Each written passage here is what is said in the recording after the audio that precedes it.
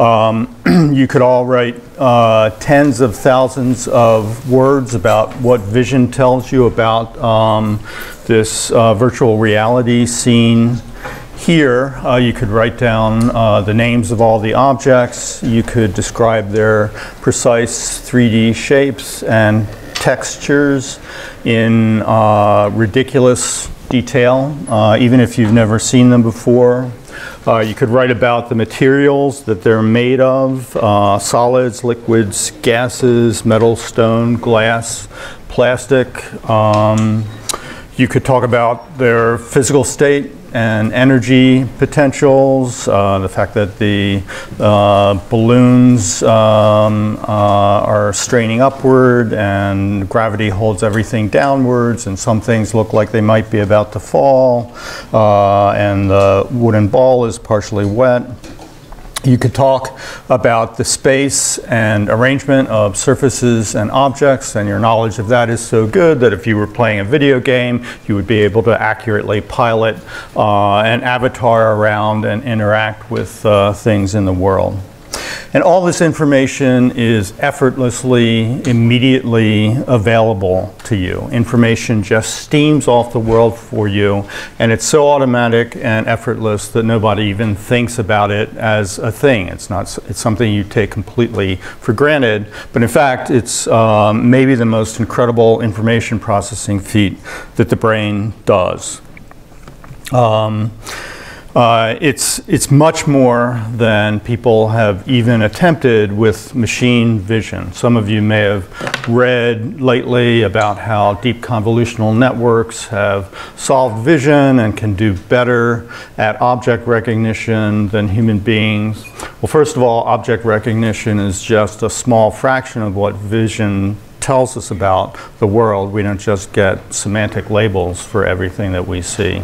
Second, even the latest deep convolutional networks are not as good at object recognition as humans because they operate on the statistical nature of scenes that may give them an advantage under some circumstances. This is an example here where a deep convolutional network was given this scene of penguins in the Antarctic, and the blue box was labeled as having a 70% probability of having a penguin in it. But then if you put this computer monitor in the scene, if you violate normal scene statistics, the network will say that the penguin now has a 70% chance of being a human being. And that's a mistake that none of us could make. Human vision is extremely robust to all kinds of things that you could throw at it. Machine vision is extremely fragile. You can never be fooled because you have such over-complete information about the penguin, about its exact 3D shape, its characteristic beak, its flipper-like wings, the coloration of its feathers, the nature of its feathers. And after you know all that about the world, object identification basically comes along for free in a very robust way. So why is vision so hard? Why is it, why do I consider it a superpower, and why can't machine vision work like human vision yet? Why do we still pay people to analyze photographs and videos? Well, the answer to that question is outlined here, and this is the most important slide in our next two lectures. And everything that I'll talk about is organized around this description of what the visual system does as far as information processing. So in the handout, there's sorts of three levels of information.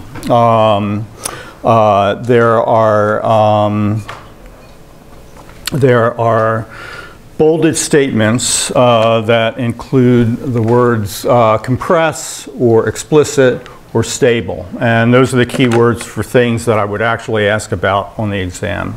And then there are other bolded statements that I think you sort of need to know in order to understand those statements about compression, explicit and stable representation. And then the rest of the text is not bolded, and that's there if you need further explanation or if you're interested in knowing more about something. But any questions on the exam will revolve around what's on this slide and how it's exemplified throughout the rest of the 2 lectures.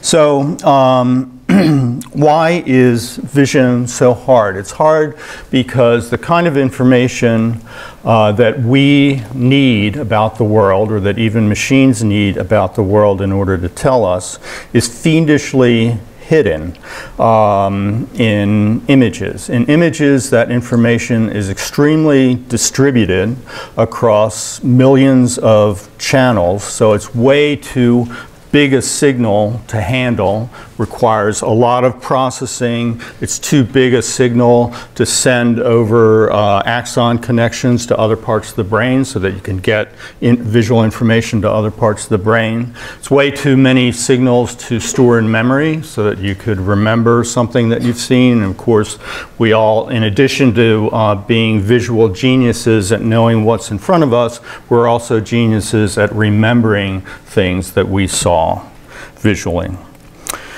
So the information is first too distributed, too many signals. It's extremely implicit. The information is there, but it's hidden. It would take lots of operations, lots of inferences, lots of deductions in order to pull that information out. It's not easily read out through the use of an explicit representation or code. And finally, it's very unstable. So as you go through the world, your eyes are constantly darting around so that you can foveate different parts of the world. You're moving your head, you're moving your body, things in the world are moving, lighting is changing, things get occluded, they change their position, they change their pose, they change their size as they get further away or closer to you. They can even change orientation in 3 dimensions. So all of that means that the image representation of something that you need to know about in the world is extremely unstable. It's changing very quickly. And that makes that information all the less useful because ultimately the brain wants to operate on information that is stable. It doesn't want its representation of the world to change radically as you move your eyes or as something changes in the scene. So for all those reasons, images, even though it's easy for us to look at an image and say exactly what's in there, we're cheating, right? Because we're using this incredible visual system. If you were just presented with a bunch of numbers, you wouldn't be able to figure out what was in the image. And in fact, that's what computer vision is about, trying to do that.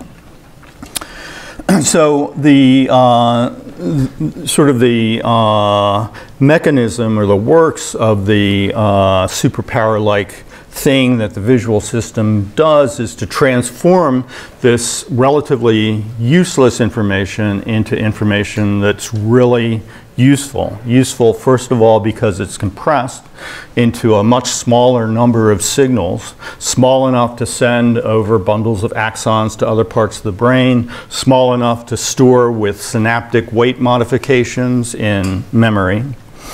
The representation of that information is explicit. That is, there are readable codes that make sense, that don't require a whole lot of operations to pull out that information. It's presented in a way that is very regular and easily decoded.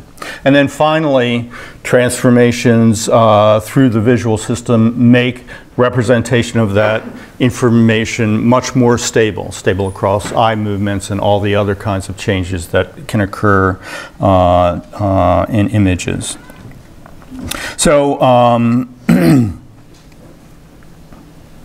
So as I said, the most important parts of the lecture and the thing to focus on as you listen to the lectures and as you study for a test is mechanisms for making information that's originally hidden in images, making that information about the world compressed, explicit, and stable.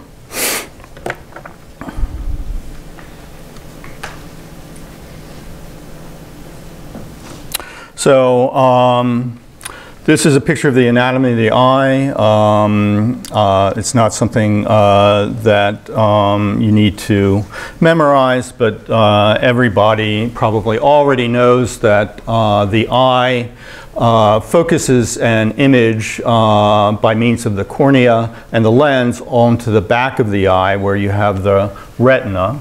There's some neural processing, there's transduction of photons back here, and there's some neural processing that ends up with retinal ganglion cells sending their axons out through the optic nerve.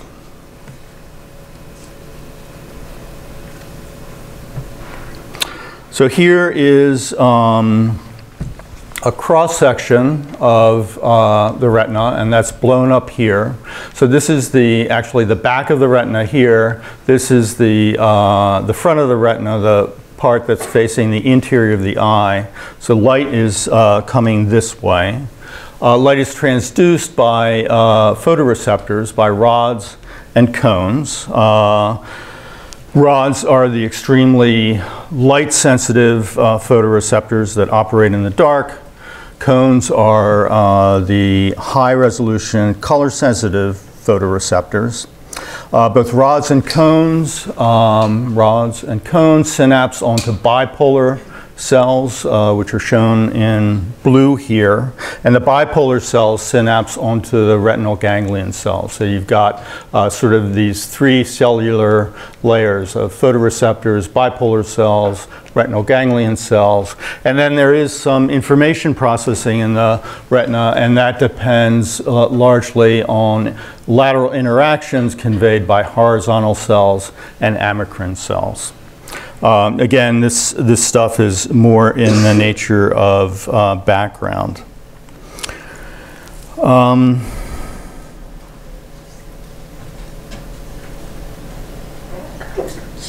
Rods are the most light sensitive. Cones are less sensitive to light.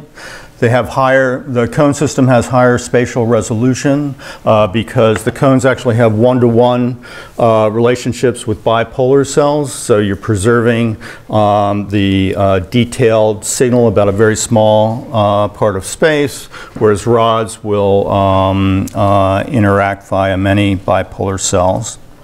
Cones also have three different pigment types, and that's the basis for color vision, although we will only talk glancingly about color vision because it's just 2 lectures devoted to vision.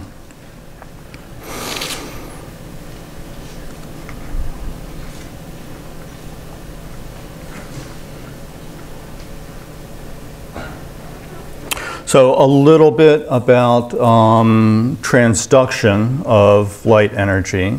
So light actually hyperpolarizes rods and cones. So that's represented in this diagram by the fact that the potential of the cell is near 0. So light actually decreases transmitter release. So this is sort of backwards from most sensory systems where absorption of energy produces transmitter release. In the dark, which is represented here, the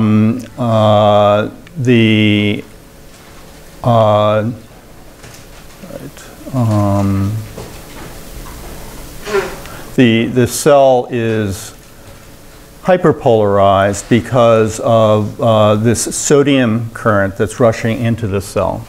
Light absorption by a pigment results in closure of those sodium channels, depolarization of the cell, hyperpolarization of the cell.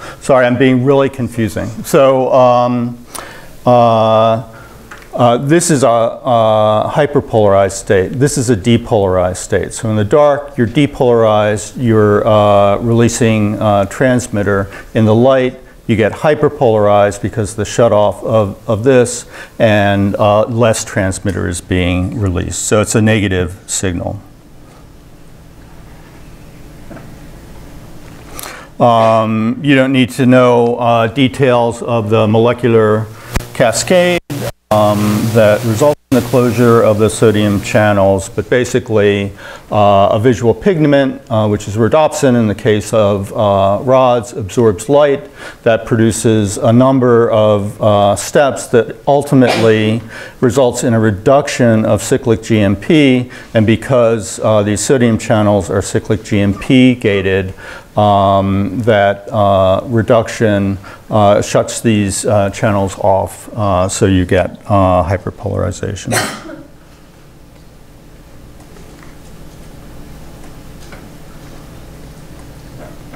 This is just something that's interesting to know. Because the rods are more light sensitive. They're the only photoreceptors that operate in the dark. So in moonlight, for example, you are only seeing by virtue of your rods. That explains why you can't see colors when it's really dark, because you're not using your cones at all. And it also explains why in the dark it's actually easier to see something if you don't look directly at it. And that's because of the distribution of rods and cones across the retina. So here's the fovea, the center of the vision, what you usually use to look right at something. And it's almost purely based on cones, and rods are absent. And then as you get further away from the center of vision, rod density goes way up, cone density goes way down. So in the dark, looking straight at something, it can almost disappear. And if you look a little bit to the side, you can see it again.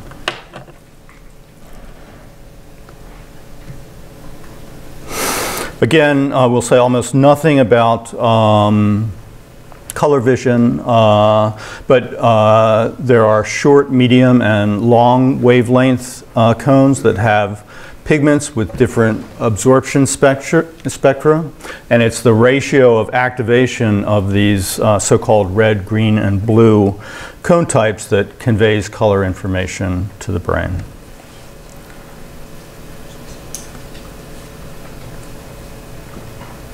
So this is something that's important to know. Retinal ganglion cells have center surround receptive fields. That was one of the first major discoveries in visual neurophysiology. So what does that mean?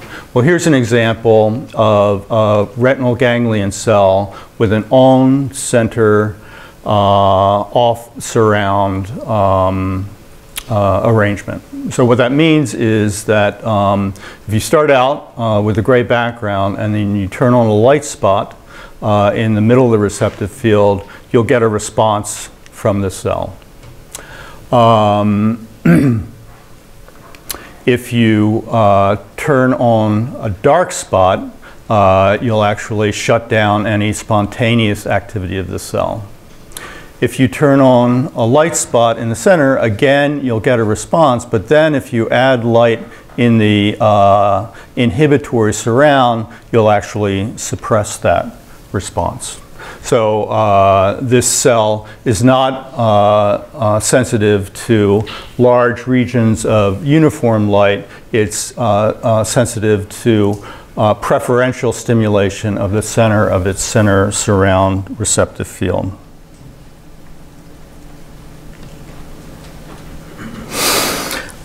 This is a complicated diagram. You don't need to know details of. The only takeaway from this is that there are on-center on-center retinal ganglion cells and they're off-center retinal ganglion cells. And the difference is due to which kind of bipolar cell they're talking to. So there's some bipolar cells that are excited by transmitter release in the darkness, and that makes them off-center. And there are some that are inhibited by transmitter release, which occurs with light absorption. So those are the on-center cells.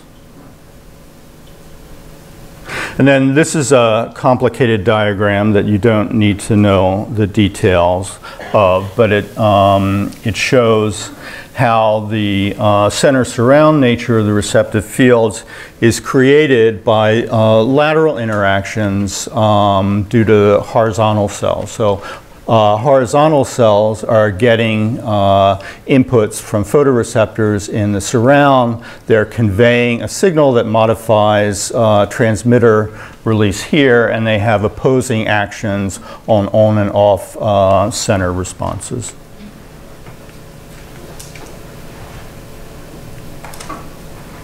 So here's why this actually makes a difference. So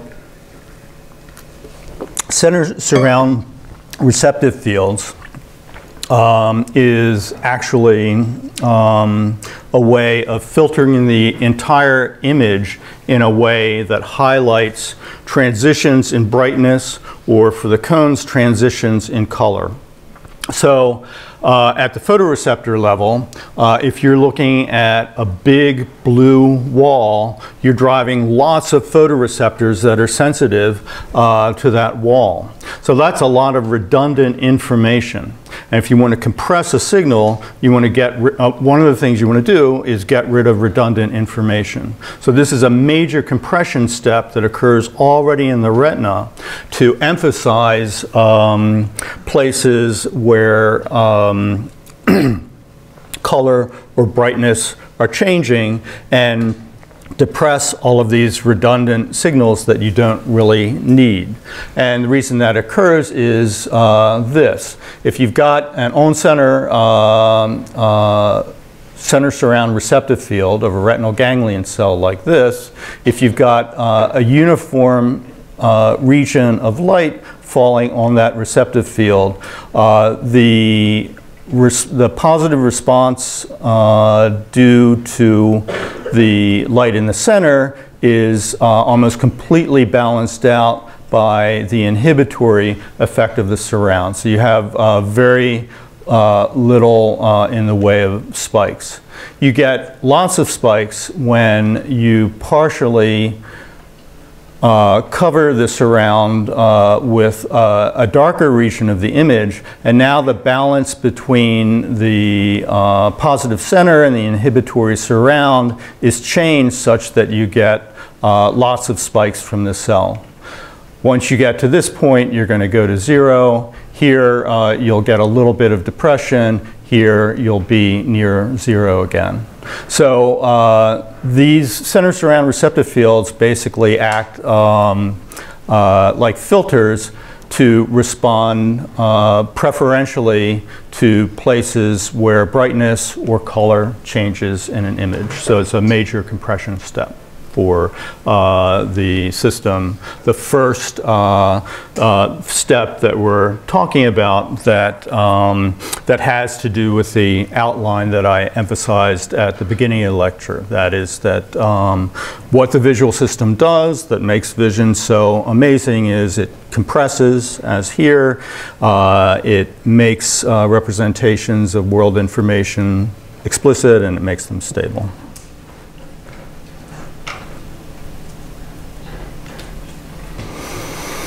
Okay. Okay, a little bit of anatomy that's inevitable. So we mentioned before that retinal ganglion cell axons exit the eye at the back into the optic nerves. So these are the optic nerves. And the optic nerves meet at the optic chiasm. And at this meeting point, the fibers that come from the nasal half of both retinas, that is the half of the retina closer to the nose, cross. These axons cross, these axons cross.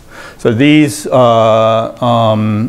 means that half of the representation of the entire visual field by each eye is being transferred to the other side. And the end result is that when you look at the axons going through the optic tracts, the ones going toward the left half of the brain are all carrying information about the right half of visual space. And the ones that are going to the right half of the brain are all carrying information about the left half of visual space. So from here on out, the original input information is coming from the opposite side of space. The optic tracts lead into the lateral geniculate nucleus. So this is the thalamic relay nucleus, the main thalamic relay nucleus for vision. Another major one that we won't talk about is the superior colliculus. It's a 6-layered structure, as you can see here. And then neurons from the lateral geniculate nucleus project to primary visual cortex via the optic radiation. So these fiber bundles here projecting to primary visual cortex, which in humans is at the back of the brain in the medial wall right around the sulcus here.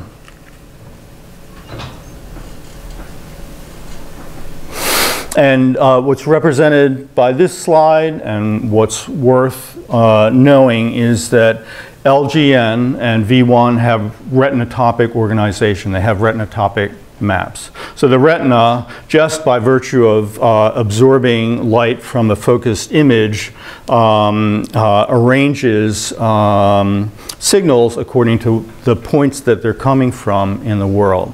And that arrangement is largely maintained in thalamus. It's maintained in primary visual cortex, or V1, and even beyond V1.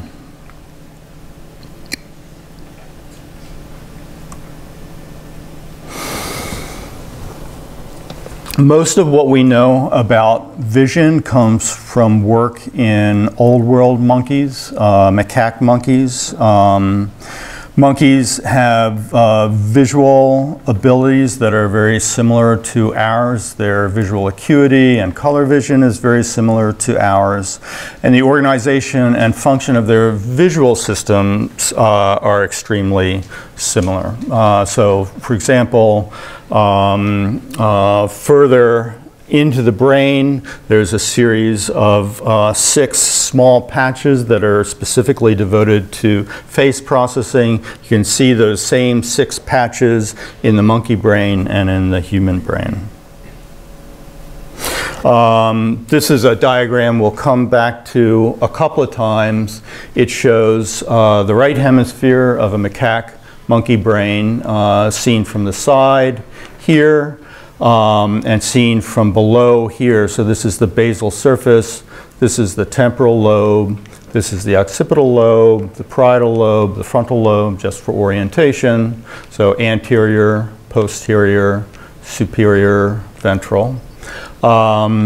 In this diagram for visibility, this sulcus here, the superior temporal sulcus in the temporal lobe, is opened out and flattened so that you can see inside the sulcus and see some structures. So we'll refer back to this diagram a number of times. So retinal ganglion cells have small center surround receptive fields, especially small at the fovea, at the center of vision. That's the basis for the high acuity of vision at the center. Compared to retinal ganglion cell receptive fields, V1 receptive fields are slightly larger but still quite small. Near the center of vision, they subtend just fractions of a degree of visual angle. And a degree of visual angle is approximately the subtense of your smallest finger held at arm's length. So fractions of that. So on this scale, in the natural world, the whole visual system is adapted to process images that come from the world that we actually live in, and those images are very much determined by the kinds of things that occur in our natural world, which in turn are determined by physics, by material properties, by biological growth, by construction practices. It's actually a world that is statistically very unique and different from just random pixel images, for example. So in the natural world, on the scale of V1 receptive fields, here represented by these yellow squares, when you have contrast, and remember the visual system is already focusing mainly on regions of contrast because we've filtered out redundant information about large-scale regions in the retina. Regions of contrast tend to be extended edges, and that's because in our natural world, things have a certain smoothness at that level. We don't live in a world of infinitely detailed textures. We don't live in a pixel world. If there's an object there or a surface there, on very small scales, it tends to be smooth due to physics, due to material properties, due to biological growth properties, due to construction. And it's this smoothness on that very fine scale that underlies the major compression strategy in V1. And again, this is one of the central thematic points here, that is compressing information into a form that's going to be useful for the brain. And that compression strategy in V1 is orientation tuning, something that was discovered by David Hubel and Torsten Wiesel in the 50s and 60s, and one of the things that underlay their Nobel Prize in the early 70s. So they were doing experiments recording action potentials from neurons in primary visual cortex of cats originally and then mice. And they were trying to study responses in visual cortex with the stimuli that everybody already knew worked so well in the retina, which was small spots of light and dark. But they didn't get very good responses to small spots of light and dark. And as they tell it, their discovery of orientation tuning was serendipitous because they would find that when they were moving a slide into position in order to show a different light or dark spot, they would temporarily get a strong response from the cell, from a cell that was tuned for the orientation of the edge of the slide. And that led them to discover properties exemplified here by an experiment on a V1 cell in monkeys. They've roughly drawn the outline of the receptive field with this dashed boundary, and the experiment involved taking a dark bar and passing it back and forth across the receptive field. And what's shown here are their original oscilloscope traces. So if you spread these out in time, you'd be able to see that each of these hash marks is actually an action potential with the same shape that you're used to seeing. So when the orientation of that bar going back and forth through the receptive field was diagonal like this, the bar elicited lots of spikes from the cell. If it was slightly off diagonal, the number of spikes went down. If it was vertical or horizontal, the number of spikes was 0. And this is orientation tuning. That is coarse tuning for the orientation of an edge. That orientation tuning, at least for the so-called simple sort of first order cells, is actually produced by a measurable receptive field structure, just like the center surround structure for retinal ganglion cells. So retinal ganglion center surround fields have an on center and off surround. These cells will have, for example, an off extended area in the center like this, and on side regions, or the opposite, an on center region also extended, and extended off side regions.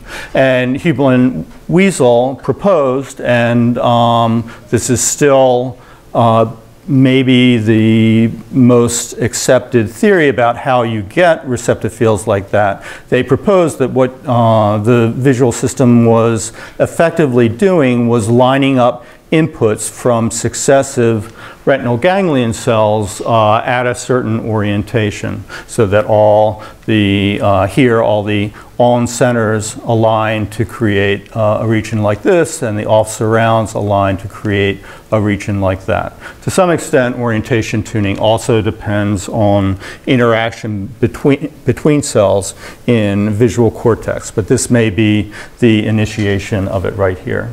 And here you can see the compression strategy. What took a number of retinal ganglion cells to represent now only takes one V1 orientation tune neuron to represent. So again, it's a compression strategy based on the nature of our world. We have a world which, on the scale of V1 receptive fields, has relatively smooth contrast or color boundaries, and that means that the representation of those boundaries in the retina by retinal ganglion cells is redundant, and you don't need to have all of these signals to represent the fact that you've got an oriented edge right there.